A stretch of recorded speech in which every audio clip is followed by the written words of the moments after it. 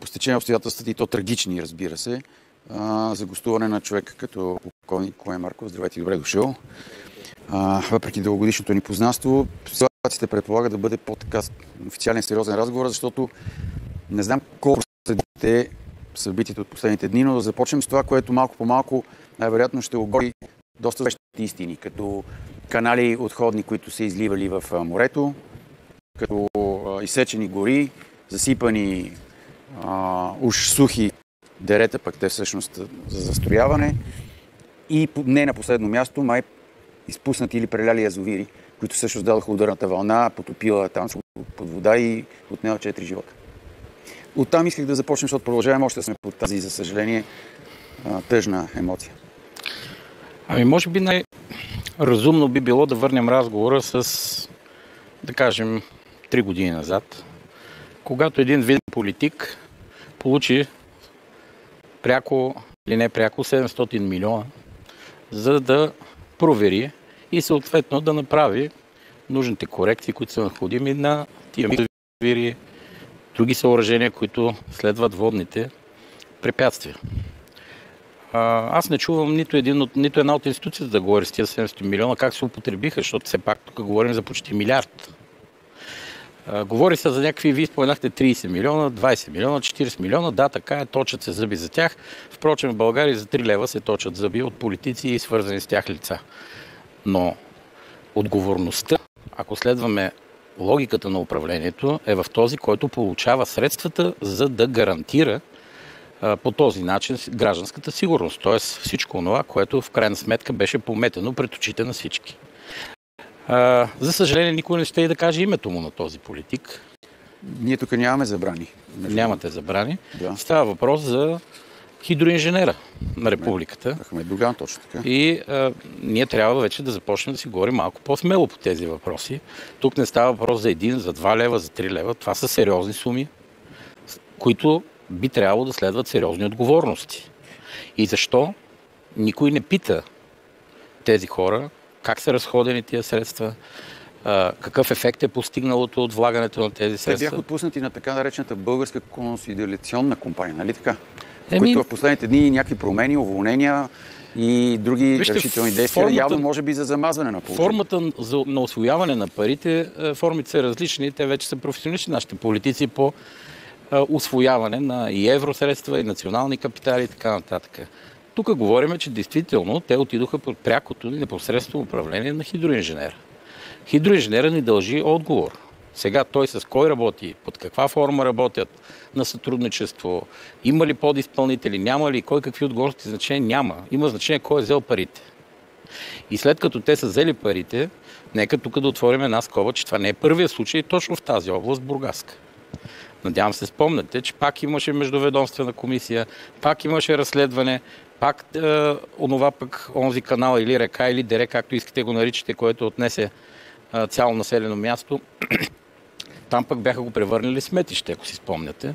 И сметището беше образувало почти язовирна стена с фронт 5, 6, 7 метра, което като се скъса при големите дъждове, пак отнесе в тази област много хора. Само едно важно да уточнение, защото може би това почти никъде все още така активно не се коментира и не се анализира. Аз съм извадил от късно снощи, четох един пост на разследващия журналист Григор Лилов, можем да го покажем, който директно в прав текст заявява, аз само първите 2 изречения ще прочита, кое причини потопът не е дъждът, поредното наводнение, поредни лъжи, данни за действителния валеж, а не изфантазирания. И 2 скъсани язовирни стени, тази държава никой няма да се оправи. И този народ, въпреки горчивия си опит от десетилетия наред, ще си остане доверчив като добитък, който водят на заколение. А сега за поредната трагедия. В община Царево има 2 язовира, Хаджи, Яне и Потурнашки. И двата сега са с скъсани стени. Реакциите на властта се менят от час на час, според ситуацията и нуждата от лъжа, за да се скрие истината. Ето ви, например, първата на кмета на общината Георги Лапчев. Има 2 язовира, които преливат, но чрез хидропомпи ще бъде намалено нивото на водоемите, за да се намали натиска на язовирните стени. Ето ви следващата лъжа. 2 язовира на територията на Царево ще бъдат напълно обезводнени. Тия спешна дейност по ремонт на стените им, тъй като мощта вълна ги обрушила. А ето и последната му лъжа. Специалистите споделиха, че ако не е бил един от язовирите, който е бил напълно празен, целият комплекс оазис нямаше да съществува. Той е бил буферът, който е спасил цял един район, в който има стотици души. Да, пълен, полупълен, напълно празен, не е прелял, на по обрушена стена. Тоест, там започва да се прокрадва нещо скандално и може би... Аз не виждам нищо. Вижте, нещата се знаят от когото трябва и както трябва, включително тези, които говорят наистините по телевизиите. Имайте предвид, че до тези микроязовири или както искат да ги наричат, живеят хора и населени места има. Те знаят какво им е състоянието. Знаят, че дъжд не може да отнесе просто така цяло населено място. Вълна. И такава ударна вълна голяма. Не се получават нещата по този начин. Но пак връщам, от предишните разследвания във връзка с подобни неща в същата Бургаска област, вие или поне някои от журналистите знаели ли какви са резултатите от тази проверка? Има ли някой с повдигнато обвинение, говоря административно лице, или някой, който да се каже какво точно се е случило, защо се е случило? Не. По същата причина и сега, по същия начин и сега се случва. Пак високопарните приказки на лица, които вземат високопоставени държавни постове, визирам премиера, който говори пак с някакви такива абсолютно същите думи. Ако забелязвате това, което сме чували през годините, 2, 3, 5, 10, копи-пейст. Това все едно се ги учат в един университет, едни и същи думи, по един и същи начин. Дори ако засечете времево от развитие на събитията, в едно и също време ги слагат. Това са така наречените типови ситуации, отиграни са от тия високо поставени държавни постове, но в крайна сметка вие много добре казахте в преамбюла. От това умират хора. Умираме ние, умират децата ни, умират близките ни, майките, бащите ни. Умират. Не само отнесени и в кълта, и в морето. Умират и в болници, умират и навсякъде. И единственото, което получава на пешеходни пътеки, на магистрали, навсякъде умират нашите близки. И от властта получаваме едни фрази за учени и в крайна сметка едно голямо, завършено, но тържествено нищо. Нищо. Всички, които бяха там и са присъствали на ситуацията, която се е развила на къмпинга, който беше отнесен на Рапя, всички твърдяха, че от часа на заявяване на спешния телефон, на сигнала подаване, до първия дошъл случай са минали 7 часа. Вчера или днес премиера Денков каза, че това е била най-светкавичната реакция на българските власти държавни. Питам се аз, ако за тези неща се лъжем, ако в очите се лъжем при положение, че там е имало стотици хора, не говорим за 1, 2, 3, 5 свидетели. Говорим за стотици хора, които са свидетели, че държавата и общинската администрация, включително и службите, които имат ангажимент към тия неща, закъсняват, много закъсняват. И следствие на това закъснение се случват много трагични събития на тия места. Господин Марков, вие сте експерт по сигурността, но имате доста така познания и в неща, които май явно трябва простичко да се обясняват. В продължение на този пост на финала на Григор Лилов, той по часове е извадил, като е доказал, между другото, че хидрометеорологична станция за измерване на количество дъжд има само в Ахтопол, а на другите места, за които се обясняваше по 333 литри, 380, 290 и така, няма. И той е извадил, че всъщност най-много наистина е паднало в село Кости, което беше рекордьора. Обаче първо не са 333, а бяха 200 и нещо. Ахтопол 93. Тоест той с там финала на Фейсбук поста, ако го имаме, ако не, да не занимавам с по часове ги извадил колко литра са паднали. И той обяснява, че този дъжд не може да предизвика такава. Защото е падал на часове по 5, 10, 12 литра. Тоест това е количество вода, което може да се оттече. Не знам дали си спомняте, преди години, мисля, че беше около 97-8, да е било 9-та, къмпинга Хело и всички каравани отидоха в морето по същия начин. Точно така. Тогава пак обясняха, че дъждовете и така нататък. След време, да кажем 10-15 дни след това, се оказа, точно даже показаха коя язовирна стена се е скъсала, къде е това. Питам ви, от толкова много медии и журналисти, знаете, ходят на другия край на България, ако трябва да отразят някой нещастен политик, който никой не го познава, какво ще каже. Но нито един журналист, нито една медия не изпрати екип на скъсаните язовирни стени, за да покажат пред всички българи, че правителството и общинската администрация лъжат. И това, че лъжат, те носят наказателна отговорност, първо заради лъжата и второ заради допуснати съществени нарушения, управленски грешки. Те даже не са грешки. Това са престъпни действия и бездействия на общинска и държавна администрация и на конкретни лица, които ги представляват. Тук и прокуратурата нещо ми се губи, освен медиите. Ама вижте, то се губят ли са медиите, означава, че отгоре е подадена щуката, е подала сигнал? Не. Заповед на щуката. Да, точно. това означава, че вече виждаме, че нямаме и прокуратура. Ущяхме, демокрацията щеше да ни донесе, т.е. промяната щеше да ни донесе една такава реформа, де че имаме прокуратура, когато нямаме Иван Гешев. Ами няма го Иван Гешев. Виждате, че прокуратурата е още по-умряла, отколкото беше при Иван Гешев. Няма реакции, няма нищо. Има само фрази политически, които нищо не означават и от които нищо не следва.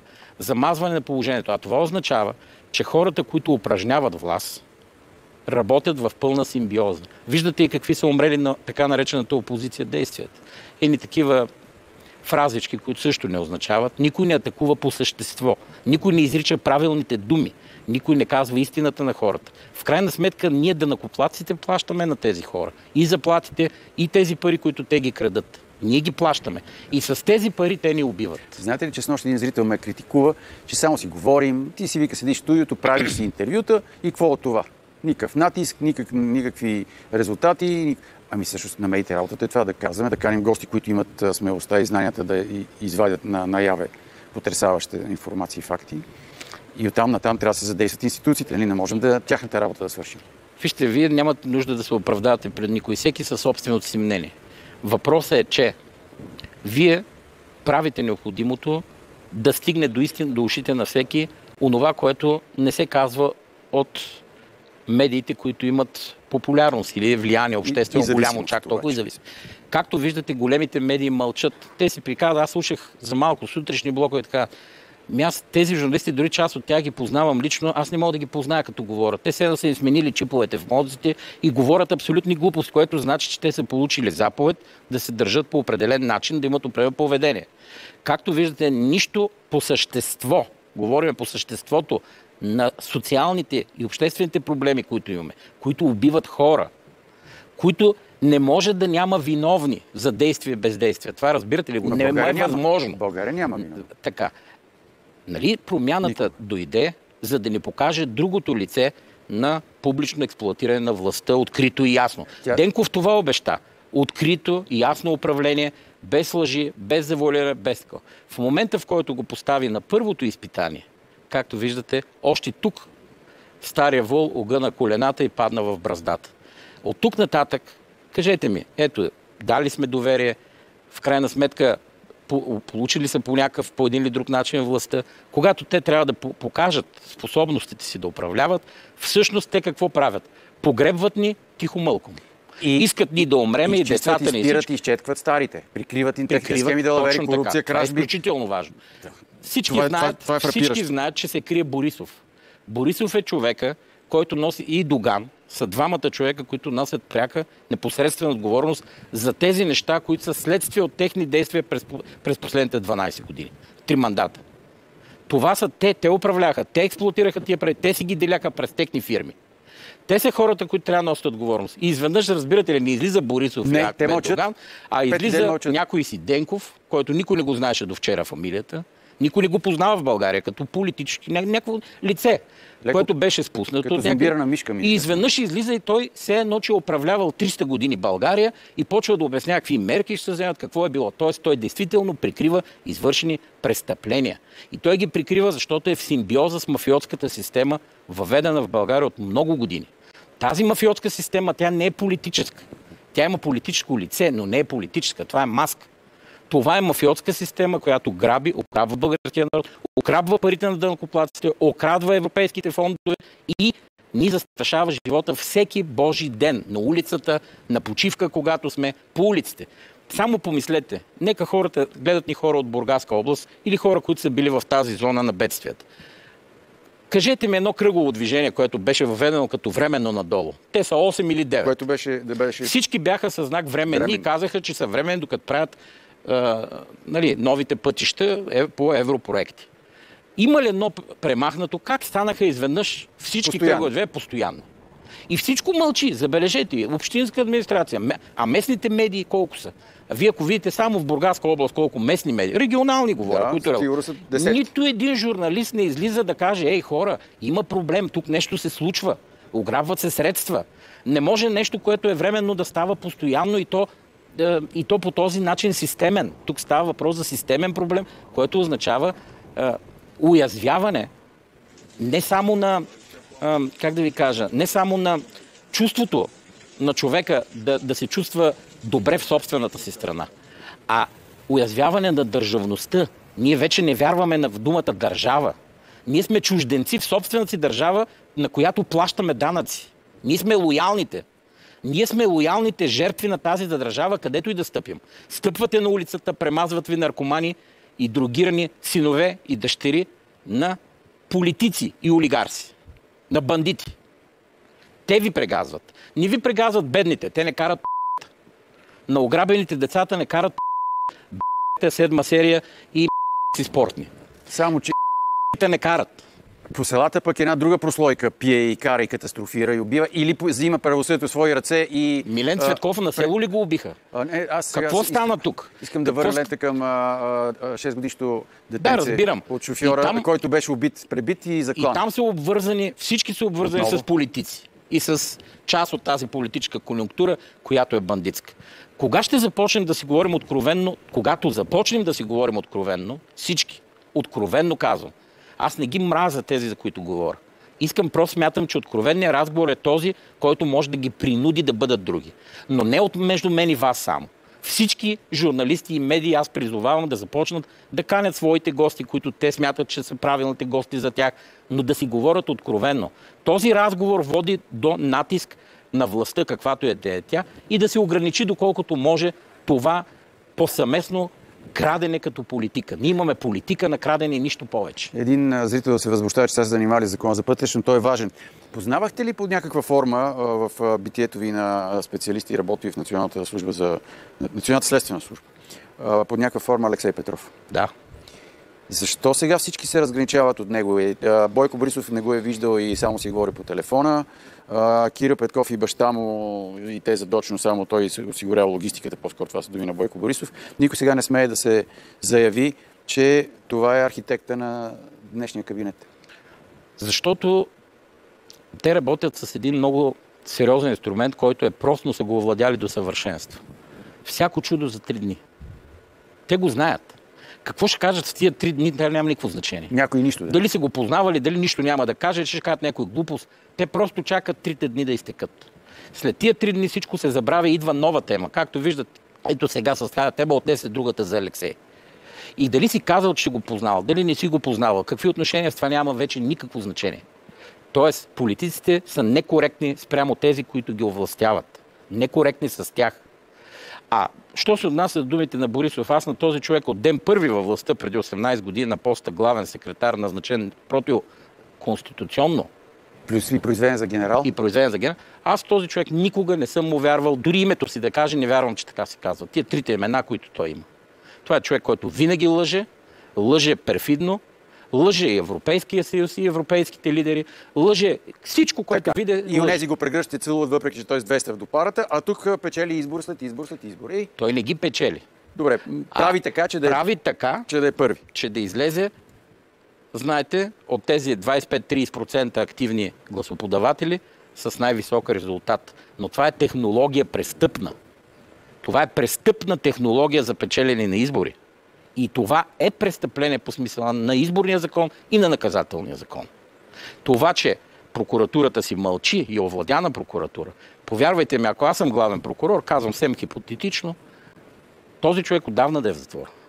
И не ви го говоря на шега, не го говоря, защото модерно се заплашва, аз не се кандидатирам за нищо, нито искам някакъв вод от гражданите. Казвам ви, този човек с неговата кохорта, те са овладяли така технологията на изборите, че ние не можем да излезем никога от този омагьосан кръг. Каквото те решат, няколко човека в държавата, това ще бъде крайният резултат. Защото това не са реални изборни процеси политически. Те са всичко друго, но не и политически. Най-големия срам е обаче, че европейските наблюдатели и всички онези институции, които приемат това за нормално. А не да не го знаят, службите им работят. Не само, те имат конкретни представители тук, на всички избори. На тях им се казва, поднасят им се данни, дори някои се водят да видят на место за какво става дума.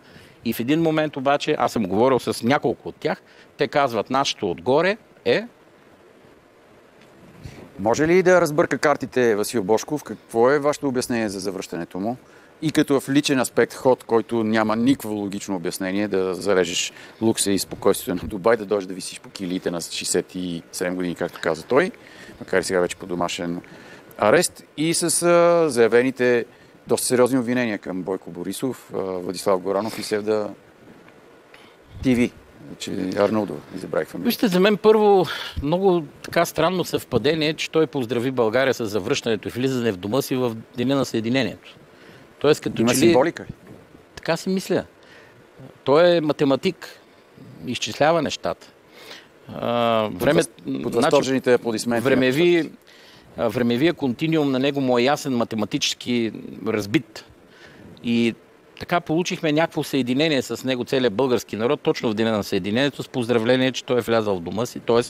дошъл си е в къщи, като аз не го приех къщата му в Драгалевци, имам предвид, че в къщи. И той се е завърнал.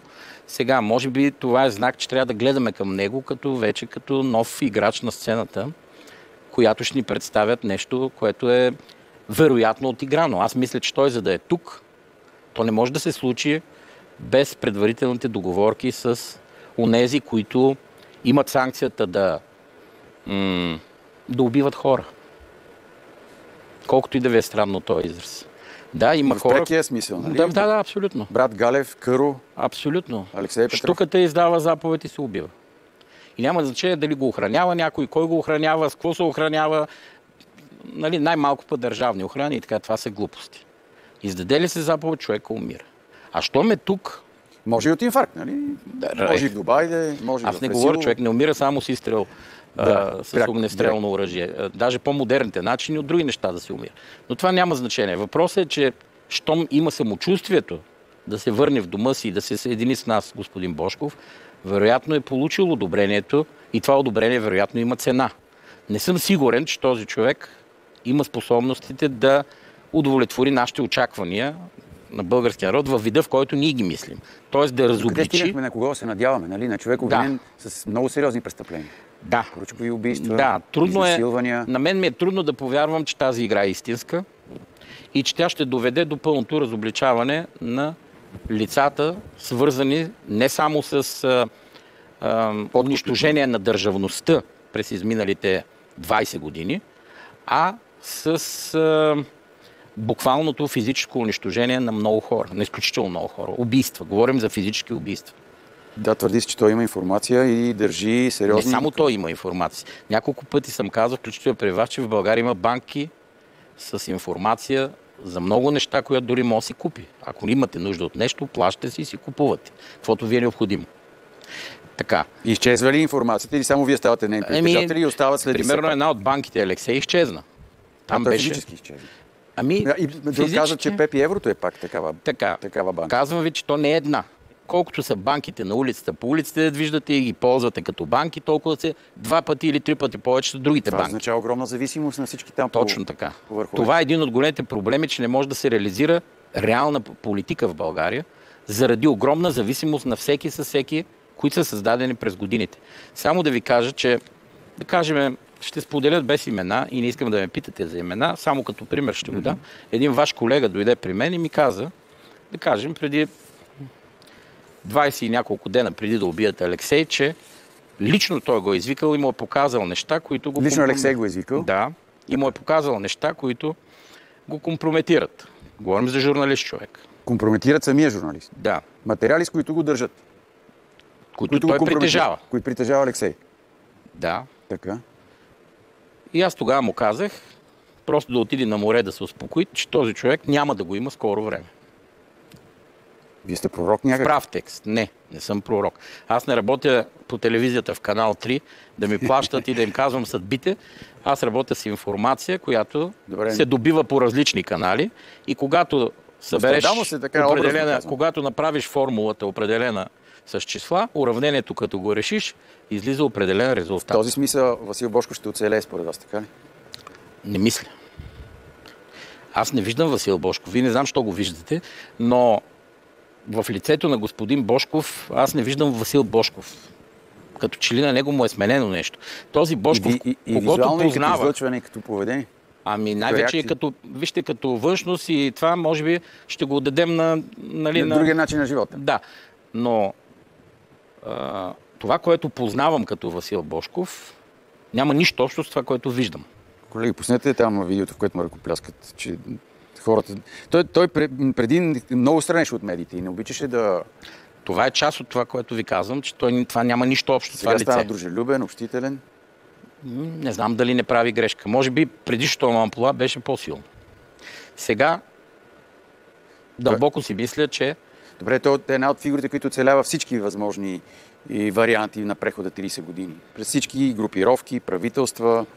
Не знам какво разбирате по оцеляване, при положение, че на него му отнето най-много от всички правителства и изминали до сега. В финансов аспект говори. Ами то няма друг аспект, Васил Божков, освен финансов. Значи в финансово измерение аз не знам олигарх, на който е взето повече. Ако вие знаете, кажете. Той най-много имаше в общи линии, беше най-богат. А за да има най-много, значи бил с най-много влияние. Нали така? И политическо, и друго. И факта, че му се случи нещо, което го компрометира, означава, че някъде математиката му е изиграла лоша шега, не е смятал правилно числата. Или уравненията не са създадени правилно. Просто е забравил някои неща да изчисли правилно, за да му се случи нещо. Но щом му се е случило едно, това е първата телеграма. Втора телеграма има, трета и след това идва вече разделата с всичко онова, което се нарича илюзия. Защото той, както и много други, са част от великата илюзия. Спомняте си филма с Чарли Чаплин. И аз ги гледам всички тези хора по този начин, защото пред очите ми се случва това нещо вече 30 години. За финал ще ви помоля, ще се опитам да обобщя с едно изречение цялата информация. България оборудва и изгражда се в момента 2 военни кораба и бреговата си охрана с чисто нови ракети срещу желанието на Москва да превърне Черно море в Руско езеро, както и заради войната, която Москва води в Украйна. Това се разбра от отговор на премиера Николай Денков днес на въпроси във Фейсбук.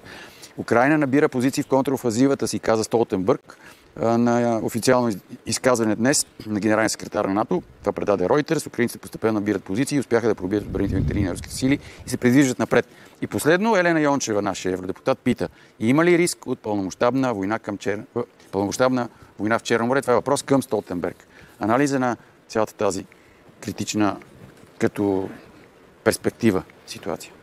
Значи основните интереси на страни, на някои страни от НАТО, говорят сили в НАТО, особено централноевропейските държави, са концентрирани, на Съединените щати са концентрирани в Черно море. Всъщност проблема е Черно море, не е проблема Украйна. Много хора бъркат едното и другото.